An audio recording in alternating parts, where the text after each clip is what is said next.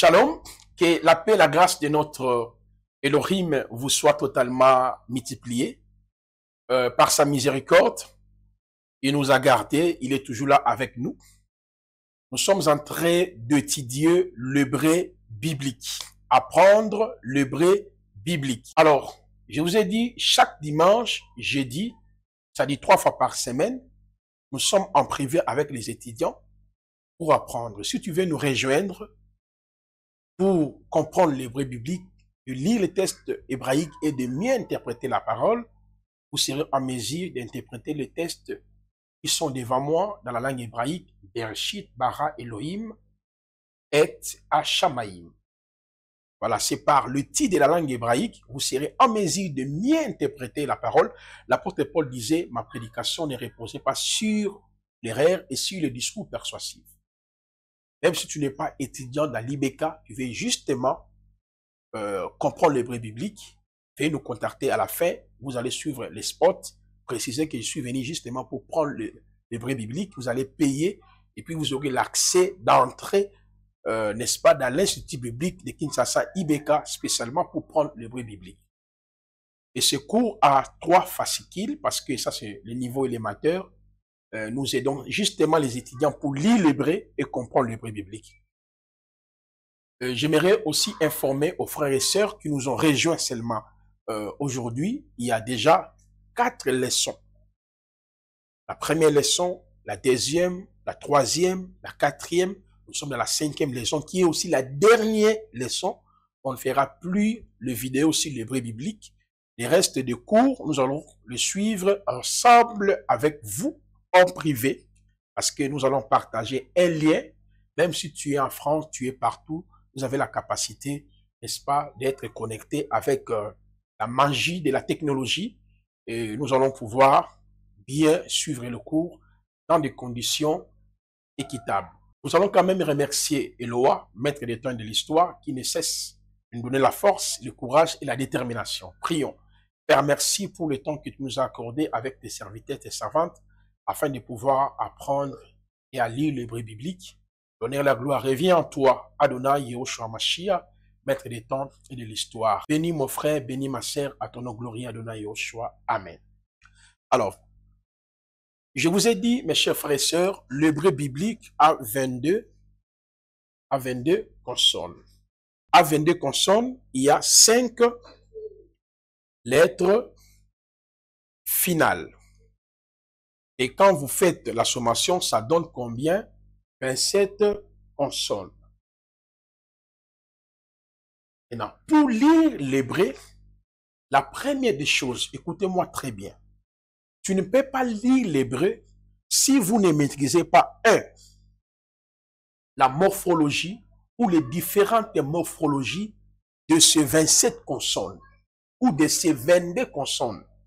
Pourquoi je dis le 27 consonnes? Parce que dans ces 22 consonnes, il y a des consonnes qui sont doubles, c'est-à-dire qui ont des formes finales. Donc, une fois que vous maîtrisez ces différentes consonnes et leurs formes finales, c'est la première étape pour lire le texte hébraïque. Voilà pourquoi on va reprendre Aleph. Répétez Aleph. Très bien. Aleph, c'est ça la morphologie de la lettre Aleph. Répétez bête. Vête. C'est ça la morphologie. C'est ça la morphologie de la lettre bête. Répétez Gimel. Gimel. Très bien. Dalet. Dalet. Très bien. He. He. Vav. Wav. Vav. Wav. Très bien. Zain. Zain. Zain. Ret. Ret. Het. Het. Bravo. Répétez tête. Tête. Bravo. Yod. Yod. Yud. Yud. Alors, remarquez ici le forme final. En ce qui concerne le forme final, il y a 5 consonnes qui ont des formes finales. Les lettres sophites ou les lettres finales, ok, ou les lettres médiales, il n'y a que 5. Nous avons la lettre kaf. Nous avons la lettre mem. Nous avons la lettre nun. Et nous avons la lettre P. Nous avons la lettre tchadé ou tchadi ou tchadik. Est-ce que vous comprenez? Parmi ces 22 consonnes, nous enregistrons que ces 5 consonnes qui ont des formes finales. Il y a kaf, il y a le mem, il y a le nun, il y a le P, il y a le tchadé. Mais en privé, je vais vous expliquer, certaines consonnes, dans sa forme finale, changent le son. Là, on aura ça avec vous en privé. Les 5 consonnes ont des formes finales. C'est ce qu'on appelle kaf. Et il y a kaf final. Voilà. Kaf. Il y a kaf final. Très bien. Nous avons même, il y a même final. Nous avons nun, et vous voyez nun final. Nous avons P, nous avons P final. Nous avons tchadi, nous avons tchadi final. Alors, je reprends maintenant l'alphabet. J'ai dit, vous ne pouvez pas lire les textes hébraïques si vous ne maîtrisez pas l'alphabet. On reprend Aleph, Aleph, Bet, Vet, Gimel, Gimel, Dalet, He, Vav, Wav, Zain, Zain, Ret, Ret, Ret, Tet, Tet, Yod, Yud, Kaf, Kaf, Kaf final, Kaf médial, Kaf sophite, Lamed, Lamed, Mem, Mem final, Mem sophite, Mem médial. Très bien. Nun, Nun, Nun final, Nun médial, Samer, Samer, Aïn, P, P, P final, P sophite, P médial. Très bien. Tchadi, Tchadik, Tchadé, Tchadik final, Tchadé final, Tchadik médial. Très bien. Kof, Kof, Kouf, Kouf, Resh, Resh, Resh, Sin, Shin, Sin, encore, Shin, très bien, Sin, Shin, Tav, Tav, Tav, très bien. Alors, écoutez-moi très bien. Pour lire le texte hébraïque, la première des choses, il faut maîtriser quoi? La morphologie et ses différentes consonnes. Notez ça. Donc, si vous ne maîtrisez pas la morphologie de ces différentes consonnes, vous ne pouvez pas lire les textes hébraïques. La deuxième des choses, notez ça. Toutes les formes finales que vous voyez ici, les formes finales ne se placent pas devant la phrase. C'est toujours à la fin d'une phrase. Les 5 lettres finales ne se placent pas au début d'une phrase. Lorsque nous allons entrer dans l'exercice, vous le verrez. Mais notez d'abord ce que je dis, c'est très important. Les 5 lettres finales se placent toujours à la fin d'une phrase. Jamais vous trouverez les lettres finales ou des consonnes finales au début d'une phrase. Les formes finales ne se placent pas. Les formes finales dans une phrase se positionnent toujours à la fin, pas au début d'une phrase. C'est toujours à la fin d'une phrase qu'on trouve les formes finales. Nous avons combien de formes finales? 5. Il y a kaf final, il y a mem final, il y a nun final, il y a p ou fe final, il y a tchadi ou tchadé final. Donc, dans une phrase, quand nous entrerons dans l'exercice, comme je suis en train de les répéter, vous trouverez que les formes finales se placent seulement à la fin. Mais cependant, les formes normales qui se placent au début d'une phrase ou bien au milieu d'une phrase. Au début, au milieu. À des fois aussi à la fin d'une phrase.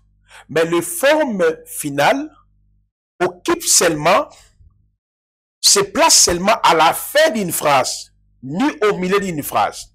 C'est toujours à la fin d'une phrase. Les formes finales se placent à la fin d'une phrase ou à la fin d'un mot. Est-ce que vous comprenez? Donc, quand nous entrerons dans l'exercice, vous allez découvrir cela. Si tu veux bien lire le texte hébraïque, il faut maîtriser ce que vous voyez là, la morphologie de ces différentes consonnes.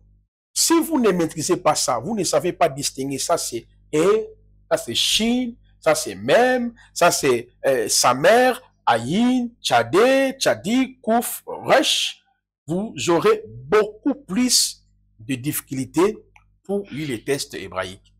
D'où la chose que tu dois faire, il faut écrire ça en main comme je vous ai expliqué. C'est-à-dire, vous prenez un cahier et vous faites des lignes. Voilà, vous faites comme ça. Vous commencez à reprendre. Aleph, ça c'est bête parce que ça va rester. Ça c'est Gimel, ça c'est Dalet, ça c'est E. Donc, vous répétez comme ça, quand tu le fais plusieurs fois à la maison, vous tracez, vous commencez de la première lettre jusqu'à la fin, et vous avez les fascicules à côté, vous les répétez, vous les répétez, vous les répétez, ça va rester, et votre esprit va reconnaître que ça c'est Aleph, ça c'est Bet, ça c'est Gimel, ça c'est Dalet. Est-ce que c'est bon? Donc, la première des choses pour lire les textes, il faut maîtriser quoi? La morphologie de différentes consonnes. Et je viens de vous dire, les formes finales se placent toujours à la fin d'une phrase ou bien à la fin d'un mot. Écoutez bien. Une fois vous maîtrisez la morphologie des différentes consonnes, la deuxième des choses, pour lire un texte hébraïque, il faut maîtriser le son. Le son.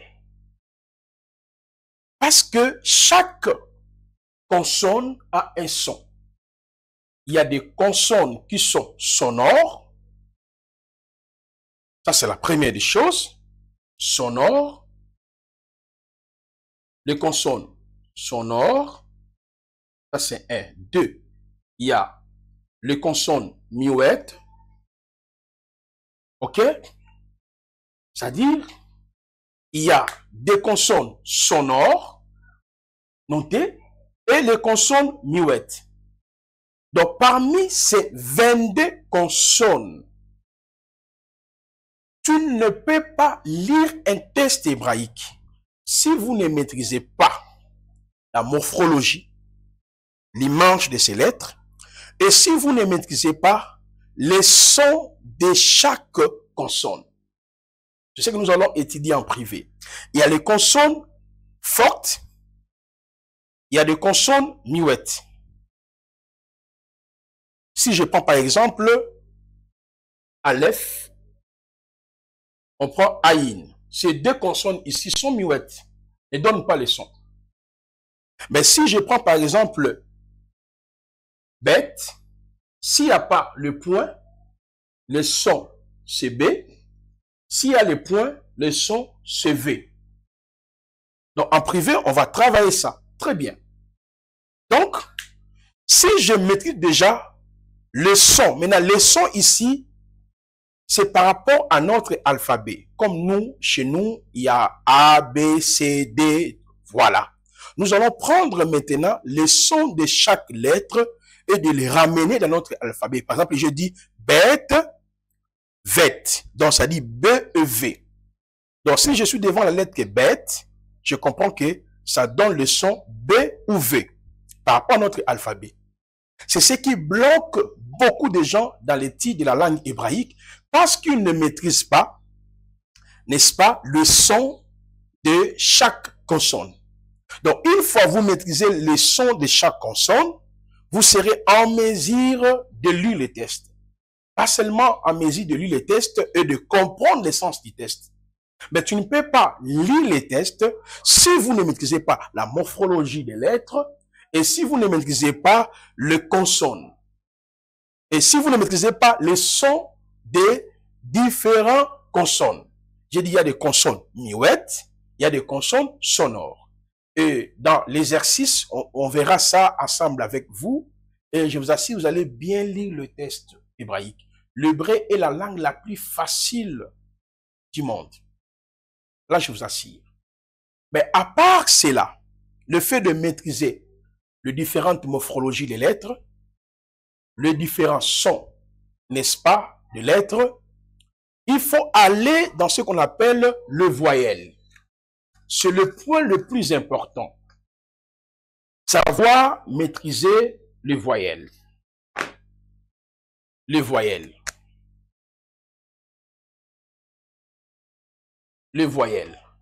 Je vous ai dit ici, l'hébreu, c'est une langue consonnique. Il n'y a pas de voyelles. Donc, l'alphabet hébraïque est consonnique. Il n'y a pas le voyelle. Moi, pour lire l'hébreu, je n'ai pas besoin de voyelles. Mais les voyelles ont été créées par les massorètes, les savants juifs, pour permettre au peuple de lire les textes. Mais celui qui a la connaissance de la langue hébraïque comme nous les autres, on n'a pas besoin de voyelles pour lire les textes. Mais les voyelles, c'est pour les débutants, c'est pour les initiés, c'est pour les gens qui veulent apprendre. Ça permet à ces derniers de ne pas commettre des fautes dans la lecture. Raison pour laquelle j'aimerais vous dire, mes chers frères et sœurs, si vous maîtrisez les différentes morphologies de l'alphabet, comme je viens déjà de l'énoncer, ça c'est bon. Si vous maîtrisez les sons de chaque consonne, c'est bon. Mais il faudrait que vous puissiez maîtriser le voyelle qu'on appelle les systèmes de vocalisation. Il existe des systèmes notés, il existe des systèmes de vocalisation dans la langue hébraïque. Nous avons le mater lectionniste. Le mater lectionniste, cela veut dire quoi? C'est le système de la vocalisation antique. C'est le système de vocalisation antique créé après le retour de l'exil pour faciliter le peuple de lire les textes. On va voir ça bientôt là. À part ça, il y a le système de voyelles ou de vocalisation moderne. Donc, les massorètes ont créé deux systèmes de vocalisation. Il y a le système de vocalisation mater lectionniste et il y a le système de vocalisation moderne. Just go there. Alors, le système mater lectionniste, on appelle ça aussi le système de vocalisation primitive. ou antique. C'est ça la signification des systèmes de vocalisation antiques. On peut parler de systèmes de vocalisation primitive ou les systèmes de vocalisation antique. Qu'est-ce qui se passe? Tellement la langue hébraïque, c'est une langue consonantique, comme je viens de le préciser, il n'y a pas les voyelles. Le voyelle se prononce de l'intérieur. Quand ils prenaient la parole, ils prononçaient. Alors, ils vont prendre dans le 22 consonnes. Écoutez-moi très bien. Dans les 22 consonnes, les massorettes vont prendre quelques consonnes pour en faire, pour les transformer en voyelles. Parmi les consonnes, vous voyez, c'est quelle lettre? Aleph. Il prend Aleph. Ils vont prendre la lettre He. Ils vont prendre la lettre Vav. Et ils vont prendre la lettre, c'est quoi quelle lettre? Yod. Et puis enfin, c'est quelle lettre? Aïn. Voilà. Donc, il y a Aïn, Yod, Vav et Aleph. Vous voyez? Ils ont pris Aleph. Aleph, ça devient une voyelle. Ils ont pris E. Ça devient une voyelle. Ils ont pris Vav. Wav ou Vav, comme nous avons vu, ça devient une voyelle. Ils ont pris Yud ou Yod, ça devient une voyelle. Et ils ont pris Aïn. Ça devient une voyelle. C'est-à-dire, dans le 22 consonnes, c'est-à-dire dans le 22 consonnes qui constituent l'alphabet hébraïque, comme il n'y avait pas de voyelles, parce que les voyelles servent à donner le son, mais les Juifs prononçaient déjà les voyelles directement. Maintenant, ils vont prendre, n'est-ce pas, ces 5 consonnes pour les transformer aux différentes voyelles afin de permettre aux gens de lire, avoir les sons. Il y a Aleph, noté, il y a He, il y a Wav ou Vav, il y a Yod ou Aïn. C'est ce qu'on appelle le système de vocalisation antique ou primitive. La transformation des consonnes en voyelles. Et ce système a vu le jour même avant la venue de Yahushua, après le retour de l'exil. C'est là où est née l'école rabbinique, les synagogues. C'est là où les gens prenaient. Tellement les gens avaient oublié la langue de la révélation qui était l'hébreu. C'est beaucoup plus l'araméen qui régnait. Et pour ne pas perdre le sens de certains termes, des phrases, des mots dans la langue de la révélation qui était l'hébreu, et les massorettes, les savants juifs, ont créé ce système de vocalisation afin de maintenir, n'est-ce pas, le peuple à l'étude de la paracha. Et en privé, nous allons étudier, vous allez comprendre ce système de vocalisation antique dans certaines phrases. Parce que dans une phrase, vous trouverez soit le système de vocalisation antique ou le système de vocalisation moderne. Je répète, notez ça. Dans une phrase, vous trouverez soit le système de vocalisation antique ou le système de vocalisation moderne. Je répète, dans une phrase, vous trouverez le système de vocalisation antique et le système de vocalisation moderne. Alors, quand on quitte sur ce système de vocalisation, donc ça, vous voyez le premier, maintenant on va chuter dans le volume 3. Lorsqu'on quitte dans ces systèmes de vocalisation antique, nous entrions maintenant dans le système de vocalisation moderne. Ça a été créé entre 9e, 5e, ça a été créé entre 8e, 9e siècle. C'est le système de vocalisation moderne. Donc, les mater lectionnistes, c'est la transformation de certaines consonnes en voyelles telles que Aleph, E, Wav ou Vav, Yud, Yod, Ayin. Maintenant, dans le système de vocalisation moderne, là, ce n'est plus la transformation. Écoutez d'abord ça et notez cela. Dans le système de vocalisation moderne qui a vu le jour entre 8e, 9e, 10e siècle, là, ce n'est plus les consonnes qu'on a transformées en voyelles pour avoir les sons, mais il s'agit des signes. Ces signes-là, on les a attribués aussi de noms, ce qu'on appelle le système de vocalisation moderne. C'est pour avoir les sons A, les sons E, les sons I, les sons O, les sons OU. Est-ce que vous comprenez?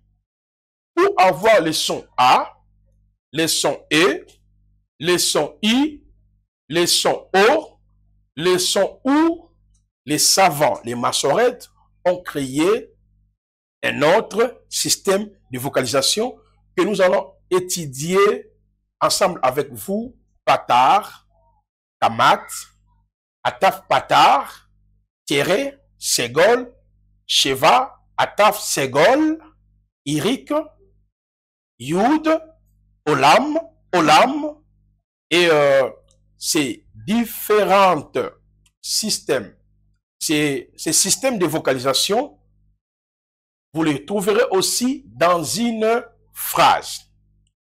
Est-ce que vous comprenez très bien? Mais à ce niveau, ne te complique même pas. Vous notez seulement ce que je suis en train de dire. Mais au fur et à mesure que nous serons en train de faire l'exercice, et les choses deviendront claires. Donc, on a compris que les systèmes de vocalisation ont été créés pour permettre au peuple de mieux lire le texte hébraïque.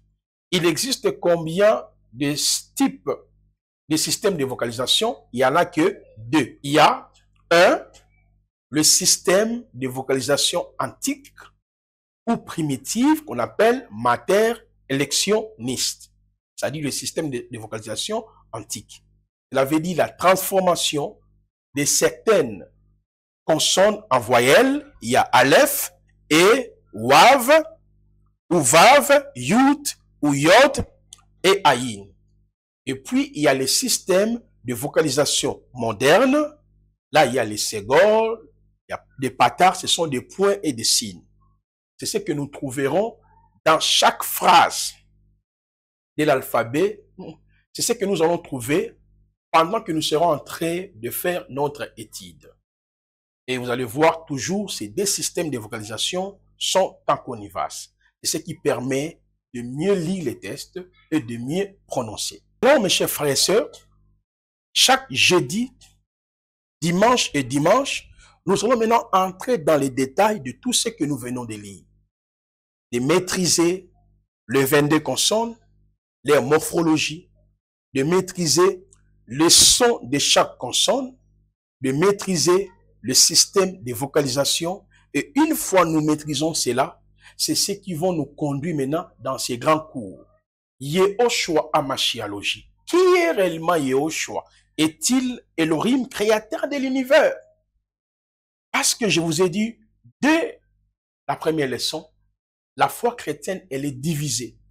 Il y a les trinitaristes, les binitaristes, les trithéistes. Il y en a qui croient à la Trinité, il y en a qui croient à la divinité. Il y a beaucoup de confusion. Mais là, le cours de l'hébreu biblique,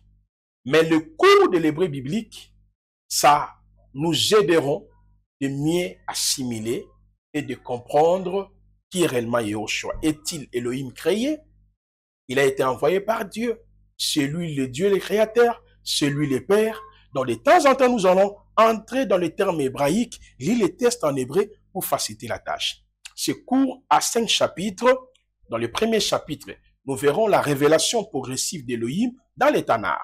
Ça, c'est magnifique. Comment Yahweh s'est révélé, parce que Yahweh est insondable. Personne ne peut le comprendre, c'est lui qui s'est révélé à nous. Dans le deuxième chapitre, nous allons voir Yehoshua est l'apogée de toutes les prérogatives. Le nom, titre, attribut, théophanie, anthropomorphisme, natif de Elohim. Et chapitre 3e, une brève histoire de l'Église. du 1er siècle jusqu'au 21e siècle et les divers dogmes. Et dans le chapitre 4e, on verra la déformation du nom du Créateur et Sauveur chez les Juifs et les nations du monde. Et enfin, chapitre 5e, l'historicité de compilation des 66 livres du canon de la Bible. Nous avons prévu 5 fascicules. Il y a volume 1, volume 2, volume 3, volume 4, volume 5. Même si tu n'es pas étudiant à l'IBK, tu suis les cours en distance, vous pouvez acheter les fascicules, vous nous contactez à la fin, il y a notre spot, c'est là où nous avons développé vraiment des choses importantes par rapport à Yahushua Mashiachologie et son identité. Je vais prier à la fin, vous allez suivre les spots, vous pouvez nous contacter et dans ce sens, nous allons discuter, nous allons vous donner le prix par rapport à ces fascicules pour ceux qui ne sont pas encore étudiants.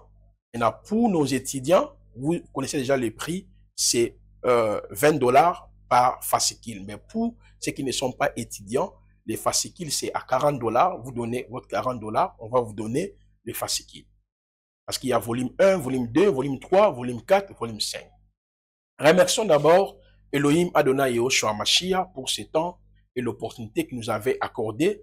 Et nous arrivons déjà à la fin de notre formation. Je ne ferai plus de vidéos sur le cours de l'hébreu. Le reste du cours, c'est en privé avec les étudiants. Prions. Père, merci pour le temps que tu viens de nous accorder. Merci. Prions. Père, merci pour l'opportunité, la grâce que tu nous avais accordée de pouvoir partager ta parole avec ton peuple. L'honneur et la gloire revient à toi, Adonai Yahushua Mashiach, maître des temps et de l'histoire. Bénis la vie de chacun en ton nom glorieux, Adonai Yahushua. Amen. Merci, Baruch Hashem, Tada, Para.